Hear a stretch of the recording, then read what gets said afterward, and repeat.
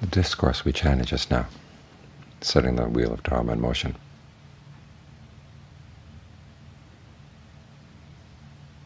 starts with the whole Noble Eightfold Path as its topic, and then goes into right view. And that's all it discusses in detail, is right view.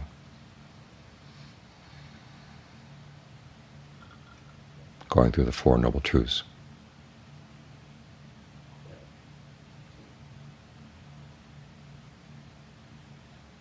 It's interesting that simply listening to the talk on right view, one of the five brethren had his first taste of the deathless, or as I said, he experienced the opening of the Dhamma eye.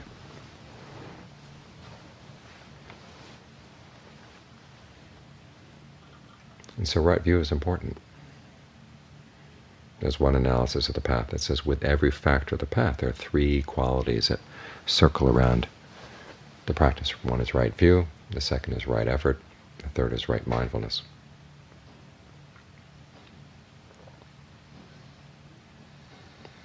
And so as we practice, try to make sure that these three things are circling around you, circling around your practice right now.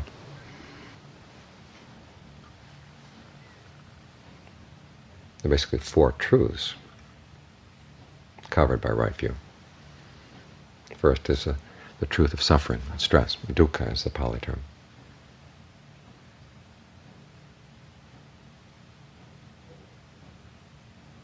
Sometimes we're told that the first truth is that life is suffering, or everything is suffering. That's not the case. The Buddha said basically there is suffering.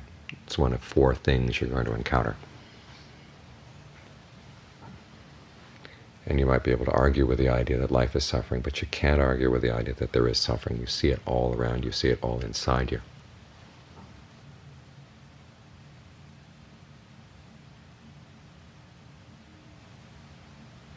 And what you do with suffering is you have to learn how to comprehend it, which means being in a position where you can watch it, see how it comes, see how it goes, and see what comes and goes along with it. That's essentially what the word samudaya, that is translated as cause or origination, means. You want to see that every time that there's real suffering in the mind, there's an element of craving. Three kinds of craving, to be specific. Craving for sensuality, craving for becoming, craving for non-becoming. Craving for sensuality is easy enough to explain, the desire to have sensual pleasures.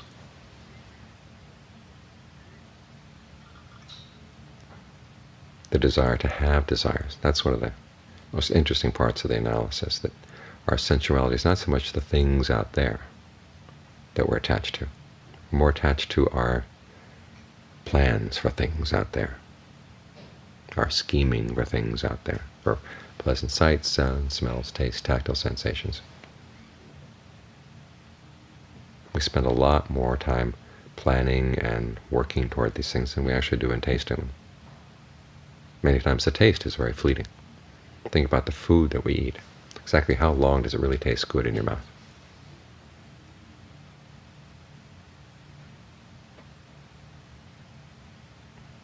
Think about that little burst of taste. Think of how much work goes into preparing the food, getting the food, cleaning up after the meal. Of course, we do it for more than just the taste. We do it to keep the body going. But there's an awful lot of energy expended in the idea of, let's make this taste really good.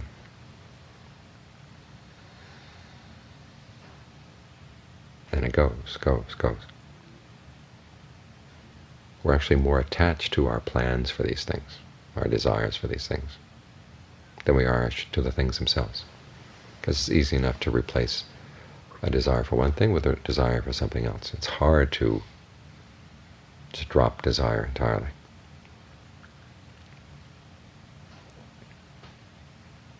That's one of the causes of suffering. The other is craving for becoming.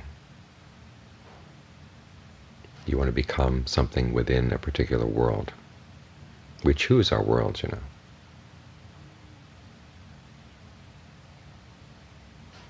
the context in which we see ourselves, the context in which we move and exert an influence.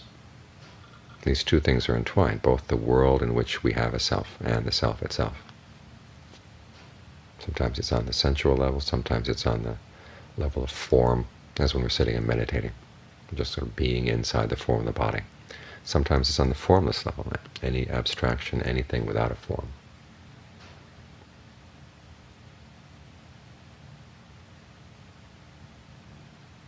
And again, we tend to go from one of these types of becoming to another, to another, to another. This is what the wandering on is all about. We go from, that's what bhava is in the wandering. These are the places we go to and go from. These are the locations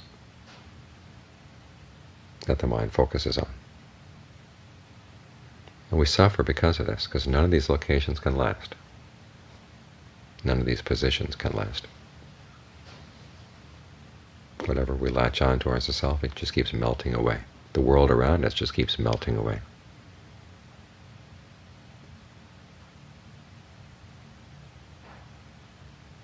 And there's finally craving for non-becoming, the desire to destroy whatever you've got, whatever you identify yourself with, or to destroy the world around you.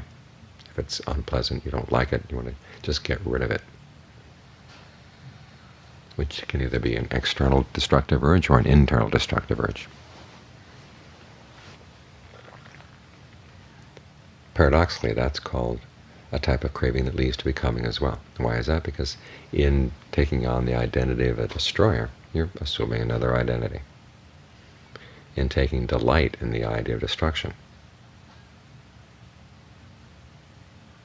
you're watering a sense of identity, or watering a sense of being. That's in the image of a seed planted in the ground. The seed is your consciousness, the ground is, well, your past karma. That is manifesting right now. And then there's the delight in doing something with it, either creating something out of it or destroying it.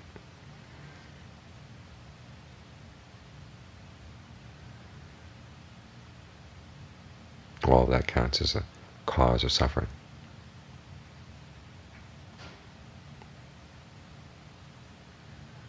It may sound pretty abstract, but as you get to know the mind, you begin to sense the movement as it's going in one of these directions or another.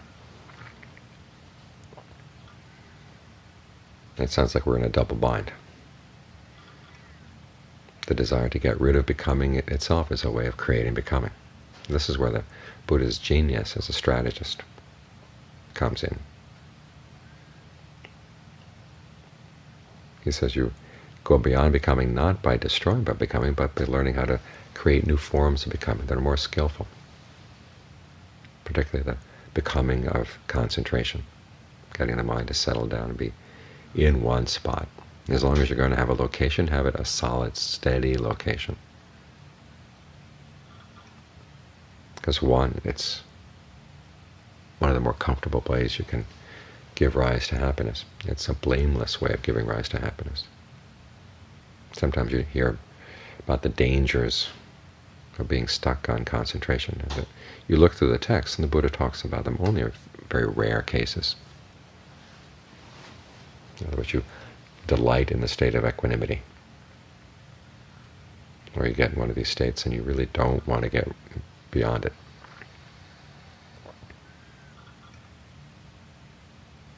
But that's pretty harmless, pretty minor compared to the dangers of staying stuck in sensuality.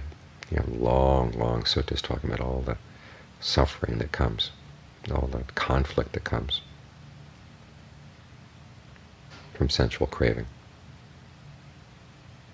You have to work hard, and sometimes the things you gain from working hard get destroyed.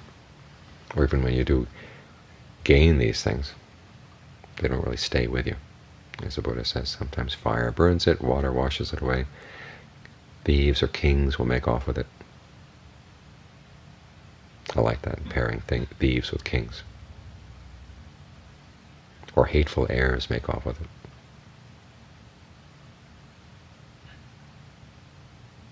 And it's because of sensual craving that there are conflicts within the family, conflicts among nations. This is why we go to war. I don't think anyone has ever gone to war over attachment to jhana, attachment to concentration. We kill, steal, have illicit sex, lie to each other, indulge in intoxicants, all because of sensual craving, sensual attachment, none of which happens because of our attachment to jhana. So jhana is a relatively blameless form of happiness. So it gives us nourishment on the path. At the same time, it's a very transparent form of becoming, because we have to watch ourselves doing it, because we have to do it so carefully. This is where the mindfulness comes in. There's one of the definitions in the canon of mindfulness is being very meticulous. The more meticulous you are, the better you remember things. You need that kind of quality, being very meticulous, keeping something in mind in order to maintain your concentration. This is one of the functions of right mindfulness.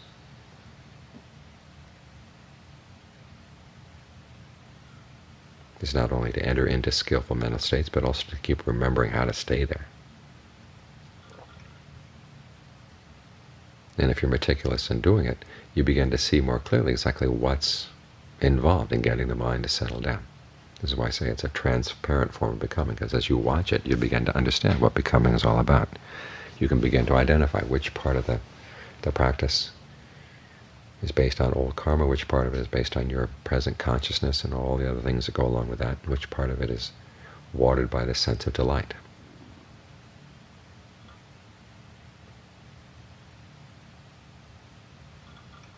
So the trick there is, once you learn how to do this, then, as the Buddha said, you learn how to see things simply as they've come to be. In other words, just look at what is this past karma that's being offered up to you right now.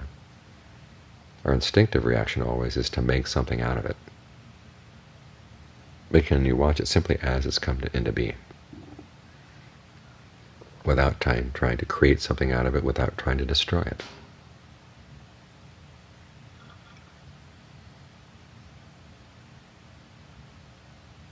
Without even taking delight in the equanimity. That's the hard part. It's pretty easy to get down to the state of equanimity just watching these things, but it takes a lot of insight to realize that equanimity itself is a kind of doing. It's a kind of creating something out of your experience, something that we delight in.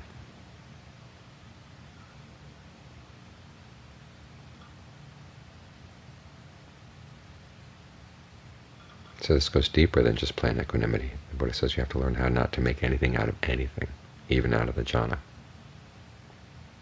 even out of your strong concentration.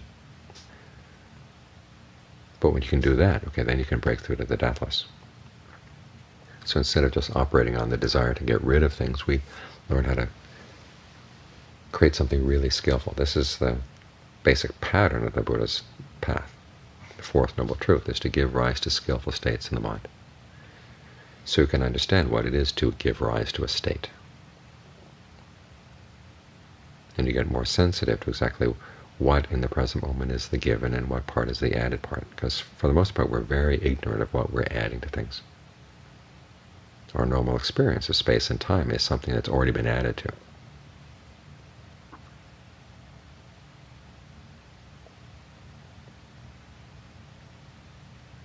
The aggregates come in kind of a potential form, and then we, based on which things we're interested in, which things we want to create, which things we want to destroy, we actually create our experience of the present out of these different potentials. So we have to do a lot of digging down into our experience of the present moment to see, well, what's just the potential, without anything added at all, not even equanimity. This requires that we get the mind really still and really alert and really interested in what it's doing. This is how right view hovers around the meditation.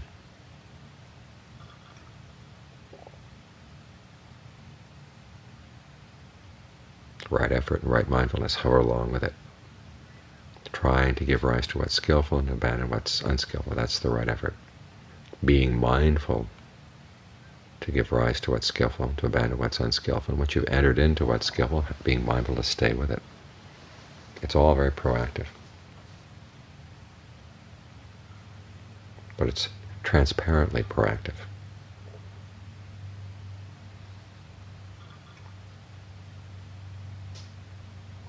So this is why when you delve into right view, you begin to realize it covers the whole path. It's not just a matter of understanding something in an abstract way. It's learning how to see things in a new light, and then act on what you're seeing in an appropriate way.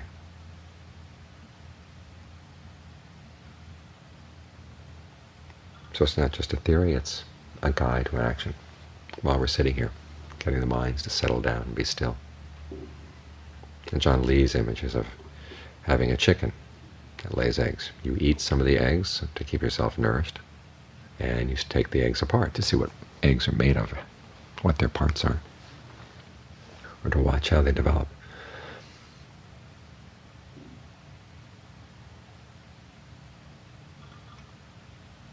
The analogy breaks down there, but ultimately you get to the point where you don't need the eggs anymore, either for the nourishment or for the study, for your investigation.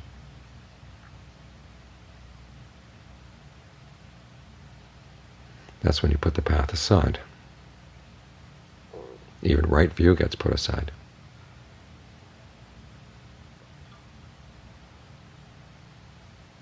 But in the meantime, you want to make sure that it's always there hovering around your meditation, to keep it on course, and to make sure that what you're doing is transparent to you.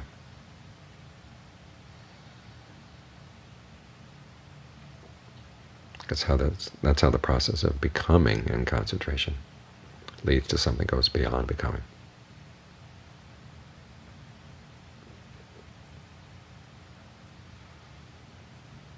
where there's no suffering at all. And that, as the Buddha said, is the end of the problem.